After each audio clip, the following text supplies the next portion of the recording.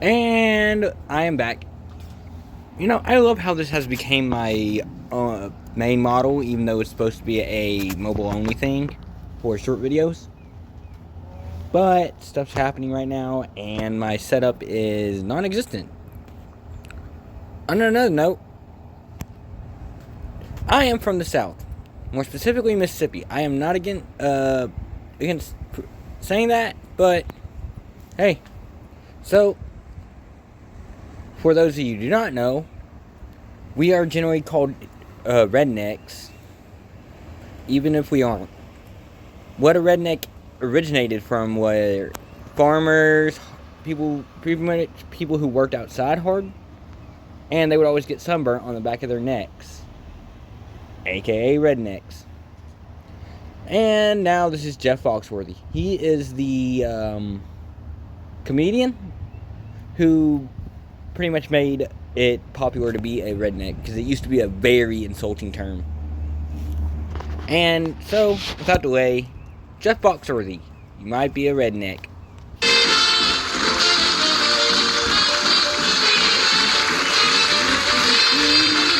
Oh yeah, no, I have not heard all of it. Thank you very much. I've heard some. It is nice to be back here. As Charlie said, I did write the book, You Might Be a Redneck If. In fact, I have to tell you, this summer I was working in Oklahoma. A guy brought one of the books to the show. The book was real beat up. The guy came up to me, he said, "Sir," he said, "I keep this on the back of my toilet. Would you sign it?" "Well, if you'll hold it, I'll sign it."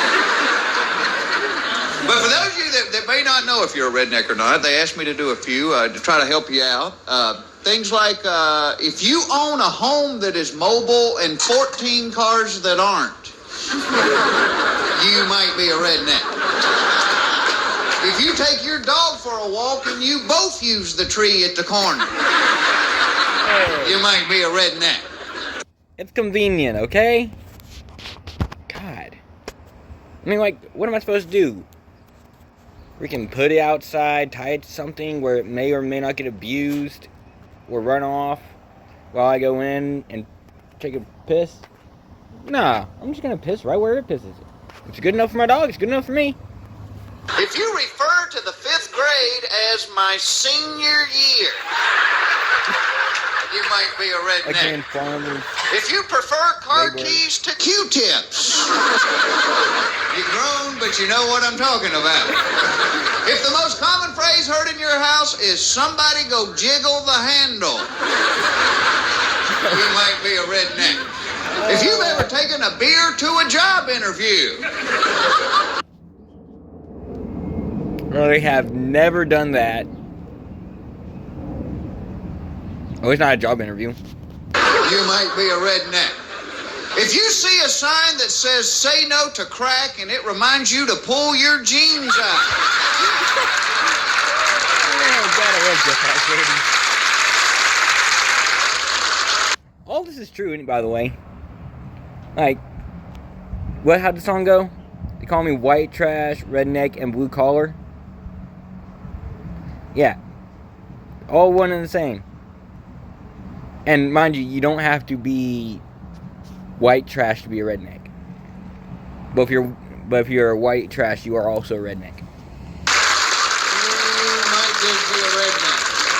I'm not trash. And trust me, I know about rednecks. In fact, this summer I did something I'd always wanted to do. I cashed in a ton of frequent flyer miles. I took everybody in my family to Hawaii. 13 people, thinking this would be the vacation of a lifetime. It ended up being the Clampets 13 people and their family tree looks like a freaking tumbleweed. go to Maui. As you get my family together, there is an empty Kmart somewhere. They show up at the airport, they are using coolers and grocery bags for luggage. This guy kept like, "Which one's yours, a Samsonite?" It's like, "No, sir, we got the Igloo with the duct tape on it and the 5 Piggly Wiggly bags right there." And on the plane ride over there, the movie they were showing was Homeward Bound, The Incredible Journey. 5 minutes into this movie, my brother turns to me and goes, "You know that ain't them dogs' real voice." My sister got mad. "Well, thanks for spoiling it for everybody else."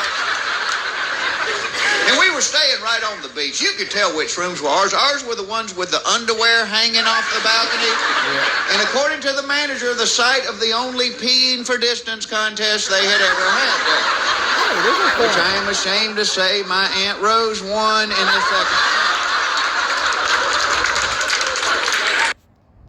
second. Your aunt might be our uncle. Hotels much. They stole everything from this place. When you get out of the shower. And if anybody wants to go on me and saying that joke's transphobic, rednecks are the most transphobic people. Not rednecks, but white trash, the people he's talking about, they're the most transphobic people you ever meet.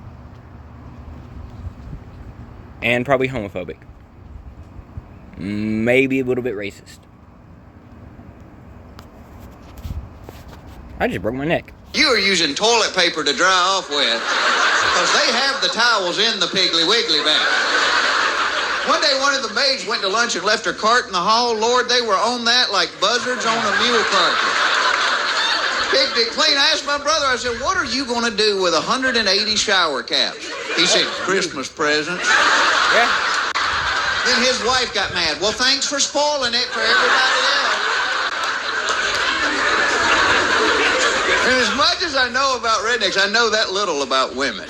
Well, that's not true. I do know this. I know women love those shoes. Lord, my wife would leave me for a free pair of shoes. She's got so many shoes now, we don't go anywhere without playing the flamingo leg game. This is where she gets dressed, puts on 2 different shoes and goes, "Hun, which shoes look better with this? These or these?" I just mess with her. I don't know. Do it again. I've never seen redneck girls do that. I'm glad this thing across all cultures.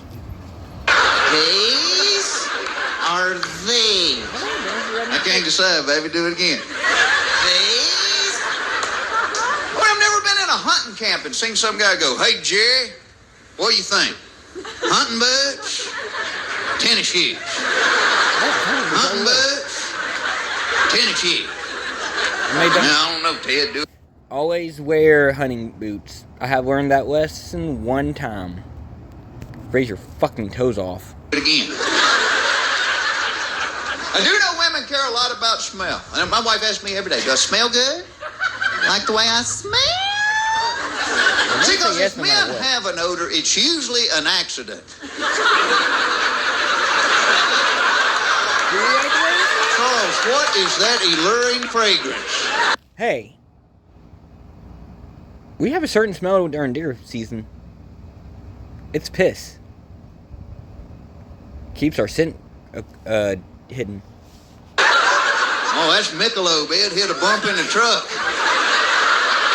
And both sexes care about smell. It's just women go to trouble to smell good, and men are more like, "Hey, does this stink too bad to wear one more time?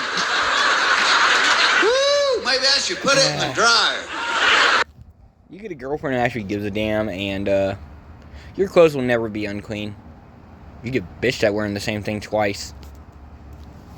Men love that dryer. You give us a cling-free, we'll find a shirt in the sewer, put it in the dryer and wear it. Yeah. Slum a gun ready to go right there. You know, it's not too bad. Warm equals clean. Figure this one out. How is it that women can lie down on the couch and take a nap without sticking their hand in the top of their pants? They don't? How do they do that? See, men have a sleep button located right there. We take our hand and put it on that button. I can neither confirm nor deny these accusations. I'm convinced women feel a sneeze coming on. Every time before my wife sneezes, she reaches into her purse, pulls out tissue. You men have no idea we're going to sneeze. We'd be riding the bus somewhere. Like, I think it's an itchy thing, but half time it's freaking... Oh, man, I'm sorry about your shirt. You can put that in the dryer. That'll be all right. Yeah. Y'all been great. God bless you. Thank you so much. And now you essentially know how rednecks are. Or more specifically, just men in general. Well, this has been fun, but I gotta go. Thumbs up if you liked the video, thumbs down if you didn't, subscribe to see more, leave a comment if you like, and I'll see you guys next time. Peace.